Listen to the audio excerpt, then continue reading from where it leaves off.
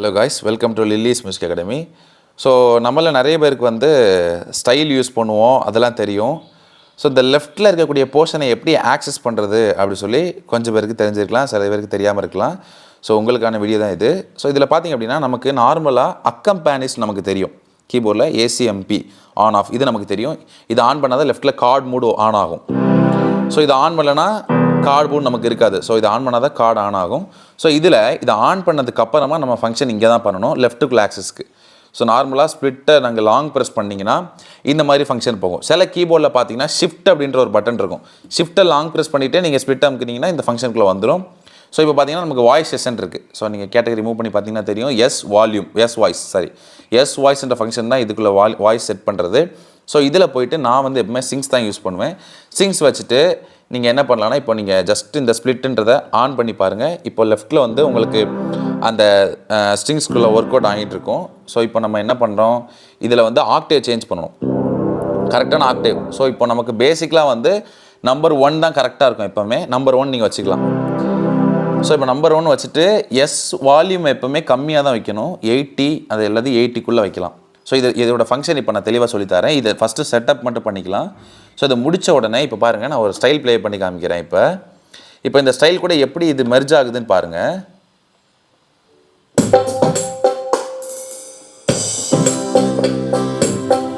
இப்போ just style play ஆகிட்டு இருக்கு. நான் இப்போ லெஃப்ட் ஆக்சிஸ் காமிக்கிறேன் பாருங்கள்.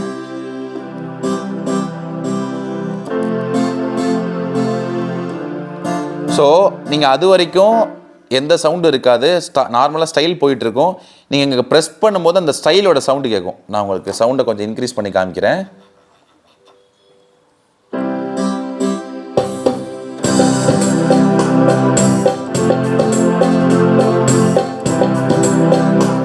ஸோ இந்த ஸ்ப்ளிட்டு வைக்கிறது மூலமாக நமக்கு இன்னும் கொஞ்சம் பூஸ்ட் கிடைக்கும். நம்ம ஒரு சாங் வாசிக்கும் போது லெஃப்ட்டில் வந்து மேக்ஸிமம் எல்லோரும் பேஸ் யூஸ் பண்ணுவாங்க. அதுக்கு தான் ஸ்ப்ளிட்டை யூஸ் பண்ணுவாங்க. பட் நம்ம வந்து இன்னும் கொஞ்சம் சாங்கை நல்லா அவுட்புட்டை வந்து தெளிவாக கொண்டு வரணும் அப்படின்னா இந்த ஸ்ப்ளிட்டை யூஸ் பண்ணுங்கள், இன்னும் கொஞ்சம் பெட்டராக இருக்கும். நிறைய பேர் வந்து ரிஜிஸ்டர் மெமரியில் ரிஜிஸ்டர் பண்ணி வச்சுருப்பீங்க உங்கள் வாய்ஸஸ் ஸ்டைல்ஸோட. ஆனால் நிறைய பேர் வந்து இப்போ நான் ஸ்டைல் போயிட்டுருக்கேன், எனக்கு வேறு வாய்ஸ் மாற்றணும்னு சொல்லிட்டு நீங்கள் சேவ் பண்ணி வச்சுட்டு இங்கே கிளிக் பண்ணிங்கன்னா ஸ்டைலோடு சேர்ந்து ப்ளே ஆகும். ஏன்டா இப்படி ப்ளே ஆகுதுன்னு சொல்லி நீங்கள் நினைப்பீங்க. அதுக்கு ஒரே ஒரு ஃபங்க்ஷன் நீங்கள் மாற்றினீங்கன்னா போதும். ஸோ ஃபங்க்ஷனில் போயிட்டு நீங்கள் அதில் வந்து என்ன ஃபங்க்ஷன் தேடணும் அப்படின்னு பார்த்தீங்க அப்படின்னா நமக்கு ஸ்டைல் ஃப்ரீஸ் அப்படின்னு பார்க்கணும். ஸோ இப்போ பாருங்கள், இதில் ஸ்டைல் ஃப்ரீஸ்ன்ற ஒரு சில கீபோர்டில் வந்து ஃப்ரீஸ்னே ஒரு தனி ஆப்ஷன் இருக்கும். பெரிய கீபோர்டில், நார்மலான கீபோர்டில் இந்த மாதிரி உள்ள ஃபங்க்ஷனுக்குள்ளே இன்பில்டாக ஸ்டைல் FRZ ஃப்ரீஸ்ன்னு இருக்கும். ஸோ i5 வந்து நம்பர் 69 அப்படின்ற ஃபங்க்ஷனில் வந்து இது இருக்குது. ஸோ இப்போ பாருங்கள், இது ஆனில் இருக்குது. ஸோ இது ஆனில் இருக்கும்போது இப்போ நான் ஒரு ஸ்டைலை நான் சூஸ் பண்ணிவிட்டு என்ன ஸ்டைல்னாலும் சூஸ் பண்ணிவிட்டு இப்போ பாருங்கள் நான் ப்ளே பண்ணுறேன் பாருங்கள். இப்போ நான் என்ன வாய்ஸ் மாற்றினாலும் அது ஒன்றும் செய்யாது.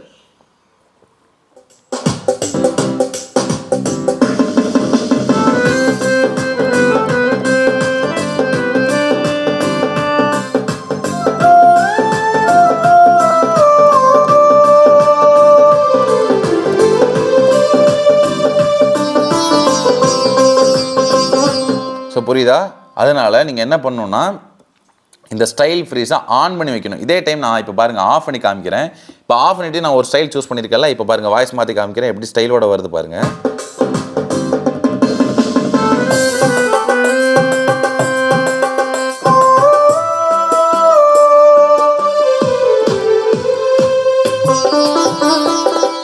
ஸோ புரியுதா? அதனால் இந்த ஸ்டைல் ஃப்ரீஸை நீங்கள் ஆன் பண்ணி வச்சிட்டிங்கன்னா நீங்கள் என்ன வாய்ஸ்னாலும் மாற்றிக்கலாம்.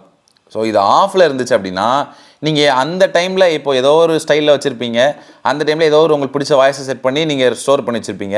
இன்னொரு டைம் வேறு ஏதாவது ஸ்டைலில் சும்மா இருந்திருக்கும், அந்த டைம் வேறு வாய்ஸ் வச்சு ரெண்டாவதில் ஸ்டோர் பண்ணியிருப்பீங்க. இப்போ என்ன ஆயிரும், இதுக்கு ஒரு ஸ்டைல் இருக்கும், இதில் ஒரு ஸ்டைல் இருக்கும். ஸோ அதெல்லாம் அப்படி மாறி வரன்றதுனால தான் நமக்கு ஸ்டைல் ஃப்ரீஸ் அப்படின்ற அந்த ஃபங்க்ஷன் கொடுத்துருக்காங்க. ஓகேவா? உங்களோட கீபோர்டில் பேக் சைடில் வந்து சஸ்டெயின் சொல்லி பார்த்துருப்பீங்க. ஸோ இந்த மாதிரி ஃபங்க்ஷன்ஸ் நீங்கள் பார்த்துருப்பீங்க.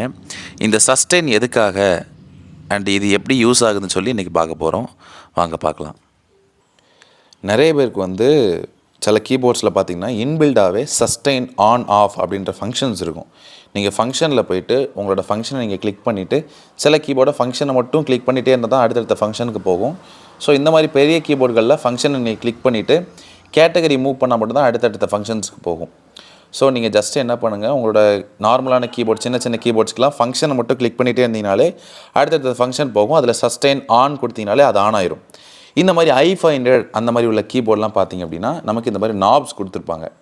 ஸோ இதில் பார்த்தீங்கன்னா நாப் அசைனில் இதுக்குள்ள நம்பர்ஸு, ஸோ நம்பர் 1ல் ரியால் பேலன்ஸு அந்த மாதிரிலாம் இருக்குது. ஸோ இதில் நமக்கு தேவை என்ன அப்படின்னா நம்பர் 6, ஸோ அட்டாக் ரிலீஸ், அதுதான் நமக்கு தேவை. ஸோ இதை பற்றி நம்ம இப்போ பார்க்க போகிறோம். ஸோ ஃபஸ்ட்டு நம்பரை கிளிக் பண்ண உடனே இங்கே பார்த்தீங்கன்னா நாப் அசைன் காமிக்குதுல்ல, நாப் அசைன் நம்பர் 1 அதில் 6 வரைக்கும் இருக்குது. ஸோ நீங்கள் இங்கே ஒன்று ப்ரெஸ் பண்ண இது 6 வரைக்கும் வரும். ஸோ இந்த நாப் இந்த அசைனை ப்ரெஸ் பண்ண இங்கே 6 வரைக்கும் கொண்டு வந்துடணும். ஸோ 6 வந்ததுக்கப்புறமா இப்போ என்ன பண்ணுறீங்கன்னா இந்த இருக்குல்ல செகண்ட் நாப் பி நாப், ஸோ இதுதான் ரிலீஸ் பண்ணுறது. ஸோ 6th ஃபங்க்ஷன் இங்கே இருக்குது, நேராக பார்த்தீங்கன்னா அட்டாக் ரிலீஸ். ஸோ இதை வந்து நீங்கள் என்ன பண்ணணும்னா ரிலீஸ் பண்ணணும், கொஞ்சம் கொஞ்சமாக ரிலீஸ் பண்ணுங்கள். இப்போ பாருங்கள், நான் சவுண்டு உங்களுக்கு காமிக்கிறேன் லைவாக. இப்போ சவுண்டு பிளாக் ஆகி தான் இருக்குது. ஸோ சவுண்ட் வந்து அப்படி லாக் ஆகிருக்கு. இப்போ நான் கொஞ்சம் கொஞ்சமாக ரிலீஸ் பண்ண பாருங்கள், சவுண்டு வித்தியாசத்தை பாருங்கள், அதான் இருக்கா. ஸோ கொஞ்சம் ரிலீஸ் ஆயிரும் நமக்கு. ஸோ இதுதான் சஸ்டெயினுக்குள்ள ஃபங்க்ஷன், இவ்வளோ தான். ஸோ இந்த அளவு வச்சிங்கன்னா அந்த சவுண்ட் நல்லாயிருக்கும். ஸோ நீங்கள் வாசிக்கும் போது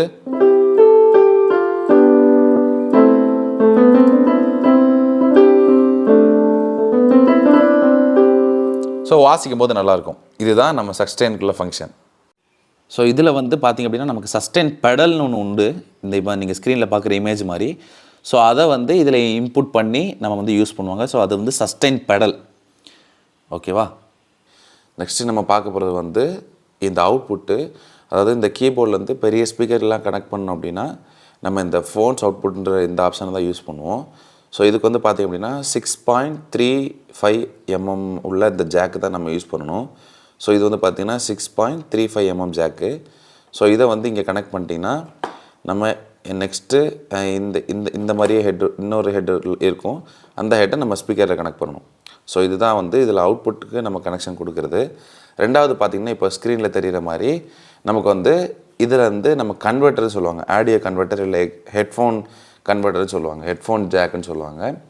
அந்த ஹெட்ஃபோன் அடாப்டரை வந்து நம்ம என்ன பண்ணோம் அப்படின்னா இங்கே மாட்டிட்டிங்க அப்படின்னா இதுலேருந்து நீங்கள் வெளியே வந்து சவுண்ட் வரக்கூடாது, நிறைய பேருக்கு டிஸ்டர்பன்ஸ் இல்லாமல் நம்ம வாசிக்கணும் அப்படின்னா அந்த கன்வெர்ட்டரை நீங்கள் மாட்டிட்டிங்கன்னா அதில் ஹெட்ஃபோனை மாட்டி நீங்கள் யூஸ் பண்ணிக்கலாம். ஸோ அதுக்கு வந்து இந்த கன்வெர்ட்டரை யூஸ் பண்ணுவாங்க. ஸோ நெக்ஸ்ட்டு ஃபங்க்ஷன் பாருங்கள், நமக்கு வந்து மெலடி சப்ரஸர். ஸோ இது மெலடி சப்ரஸர்னால் ஒன்றும் இல்லை. ஃபார் எக்ஸாம்பிளுக்கு நான் ஒரு பியானோ வாய்ஸ் எடுத்திருக்கேன். பியானோ வாய்ஸ் எடுத்து இப்போ நான் வாசிக்கும் போது இப்போ பாருங்கள் சவுண்ட் வந்து ரொம்ப வந்து எக்ஸ்பாண்ட் ஆகி ஓவர்லோடாக தெரியுது. இப்போ நான் வாசிக்கும் போது இப்படி நான் சஸ்டெயின் யூஸ் பண்ணி அதெல்லாம் நான் வாசிக்கிறேன். ஸோ வாசிக்கும் போது சவுண்டு ஒரு மாதிரியாக இருக்கும். அதை கட் பண்ணி கரெக்டான ஃப்ரீக்வன்ஸாக அந்த கரெக்டான அவுட்புட் கொடுக்கறதுக்காண்டி தான் இந்த மெலடி சப்ரஸர் யூஸ் பண்ணுவோம். இது வந்து ஒரு கம்ப்ரெஸ் பண்ணுற மாதிரி. ஸோ இதை ஆன் பண்ணிட்டேன் அப்படின்னா இப்போ பாருங்கள் சவுண்ட் வந்து ரொம்ப ஓவராக வராது, இப்போ கரெக்டாக இருக்கும், அது எந்த இறைச்சல் இருக்காது, ஒன்றும் இருக்காது. ஸோ அதுக்காண்டி இந்த மெலடி சப்ரஸர் யூஸ் பண்ணுவோம். அடுத்து இந்த டுவல், இது எல்லாருக்கும் தெரிஞ்சிருக்கலாம். நம்ம வாசிக்கக்கூடிய ஒரு வாய்ஸுக்கு ஓவர்லோடாக இன்னொரு வாய்ஸை ஆட் பண்ணுறது. ஃபார் எக்ஸாம்பிளுக்கு இப்போ நான் வாசிக்கிறது ஸ்ட்ரிங்ஸ்ன்ற வாய்ஸு, இந்த வாய்ஸுக்கு நான் வந்து ஓவர்லோடாக அக்கார்டியன் நான் யூஸ் பண்ணுறேன். ஸோ டுவலில் லாங் ப்ரெஸ் பண்ணிங்கன்னா சில கீபோர்டில் ஷிஃப்ட்டை ப்ரெஸ் பண்ணி டுவலில் ப்ரெஸ் பண்ணணும். ஸோ இதில் லாங் ப்ரெஸ் பண்ணும்போது நான் வந்து ட்ரெடிஷ்னல் அக்கார்டியன் வச்சுருக்கேன். ஸோ இதுக்கு வந்து என்ன ஃபங்க்ஷன்னா டி அப்படின்ற லெட்டர் இருக்கும், அது ஃபுல்லாமே டுவல். எஸ் இருந்துச்சுன்னா அது ஃபுல்லாமே ஸ்பிளிட்னு அர்த்தம். இது டி, இங்கே பாருங்கள், இப்போ இங்கே காமிக்கிறேன் பாருங்கள். இதில் வந்து ஃபங்க்ஷனில் எம் அப்படின்னு இருக்குல்ல, அப்படின்னா எம்னா மெயின் அர்த்தம். அதாவது நீங்கள் வாசிக்கக்கூடிய மெயின் வாய்ஸ் இருக்குல்ல, ஸோ அதுதான் எம், அதுக்கு வந்து எம்முன்னு இருக்கும். அந்த எம் ஃபங்க்ஷன் எல்லாமே அதுக்குள்ளே செட்டப்பு. தென் டீன்னு இருக்கிறது ஃபுல்லாமே டுவல். ஸோ இங்கேருந்து ஆரம்பிக்குது டி. ஸோ டி வாய்ஸ்னால் அந்த டிக்கு அந்த டுவலில் வைக்கக்கூடிய வாய்ஸு. ஸோ நான் ட்ரெடிஷ்னல் அக்கார்டியன் வச்சுருக்கேன். ஸோ இதுக்கு வந்து கரெக்டாக வால்யூம் எப்பவுமே 80 தான் இருக்கணும். 80 அதுக்குள்ளே வச்சிங்கன்னா தான் கரெக்டாக மிக்ஸ் ஆகும். ஸோ இப்போ வாசிக்கும் போது நல்லா மிக்ஸாக இருக்கும். ஸோ இது டி வால்யூம்குள்ள செட்டப். ஆக்டேவ் ஒன்றும் பிரச்சனை இல்லை, நீங்கள் 0 வச்சுக்கலாம், இல்லை -1 வச்சுக்கலாம், எது கேட்க நல்லாயிருக்கும். எனக்கு 0 கேட்க நல்லாயிருக்கும், ஸோ அதனால் 0 வச்சுக்கிறேன். ஆக்டேவ்ன்றது ஒன்றும் இல்லை, இங்கே இருக்கக்கூடிய சவுண்டை, அதாவது இந்த ஆக்டேவில் வரக்கூடிய சவுண்டை இந்த ஆக்டேவுக்கு மாற்றுறது. பட் ஆனால் நீங்கள் இங்கே தான் ப்ளே பண்ணுவீங்க, ஆனால் இந்த ஆக்டேவுக்குள்ளே சவுண்டு கேட்கும், அதுதான் டி ஆக்டேவ், ஓகேவா. ஸோ வேற ஒன்றும் இல்லை. ஸோ இதுதான் டுவலுக்குள்ள ஃபங்க்ஷன் செட்டப். நெக்ஸ்ட்டு ரொம்ப இம்பார்ட்டண்டான ஒரு ஃபங்க்ஷன் என்னன்னு பார்த்தீங்கன்னா இந்த சின்க் ஸ்டாப். எல்லா கீபோர்ட்லையும் இது இருக்காது, கொஞ்சம் நார்மலான இன்டர்மீடியட் கீபோர்டில் வந்து உங்களுக்கு இதை பார்க்க முடியும். ஸோ இதில் பார்த்தீங்கன்னா இந்த சின்க் ஸ்டாப் வந்து என்னென்னு நினச்சிங்கன்னா, அதாவது ஒருத்தங்க வந்து இப்போ ஸ்டைல் போயிட்டுருக்கு, ஒரு ஸ்டைல் போயிட்டுருக்குன்னா அந்த ஸ்டைல் போயிட்டு கூடிய டெம்போவை என்ன பண்ணிடுவாங்கன்னா மிஸ் பண்ணிடுவாங்க. டக்குன்னு ஒன்று வேகமாக பாடிடுவாங்க, இல்லை ஸ்லோவாக பாடிடுவாங்க. அந்த டைமில் நீங்கள் இதை ஆன் பண்ணி வச்சுருந்தீங்க அப்படின்னா, இங்கே சின்க் ஸ்டார்ட் நீங்கள் வந்து பார்த்தீங்க அப்படின்னா இப்போ டிஸ்பிளேயில் இப்போ இங்கே பாருங்கள், இப்போ நான் சின்க் ஸ்டார்ட் ஆன் பண்ண உடனே பார்த்தீங்கன்னா நமக்கு வந்து காமிக்கும். நீங்கள் கரெக்டாக அக்கம்பை ஆன் பண்ணி வச்சுட்டிங்கன்னா மட்டும்தான் இது காமிக்கும். அக்கம்பை ஆன் பண்ணாமல் நீங்கள் வச்சுட்டிங்கன்னா அது காமிக்காது. ஸோ அக்கம் ஆன் பண்ணியிருக்கேன்.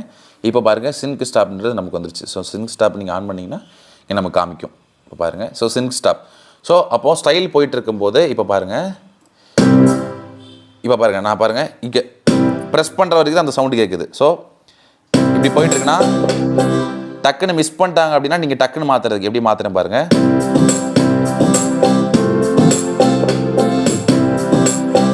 ஸோ இதுக்கு தான் இந்த சின்க் ஸ்டாப்ன்றதை யூஸ் பண்ணுறோம்.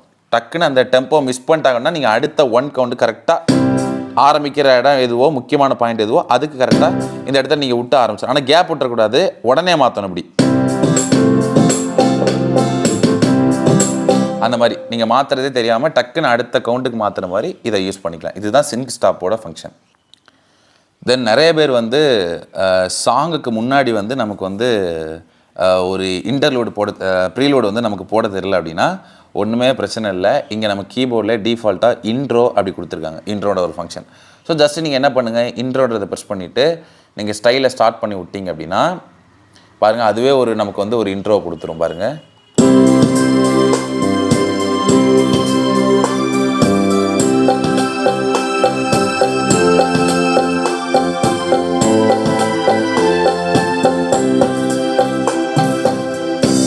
அவ்வளோதான். ஸோ இது இன்ட்ரோ. இப்படியே போயிட்டு இருக்கும்போது கடைசி எண்டிங் வந்து முடிக்க தெரில அப்படின்னா இதே ஸ்டைல் போயிட்டு இருக்கும்போது இதை திருப்பி ப்ரெஸ் பண்ணிங்கன்னா எண்டிங் ஆயிரும். அப்படியே கொஞ்சம் கொஞ்சமாக வால்யூம் கம்மி பண்ணிட்டீங்கன்னா கரெக்டாக இருக்கும். இப்போ பாருங்கள்,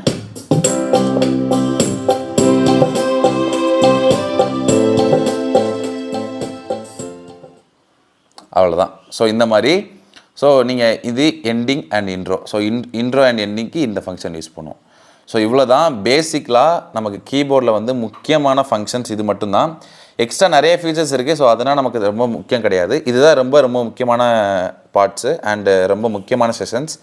ஸோ அதெல்லாம் நம்ம பார்த்துட்டோம். Okay, thank you.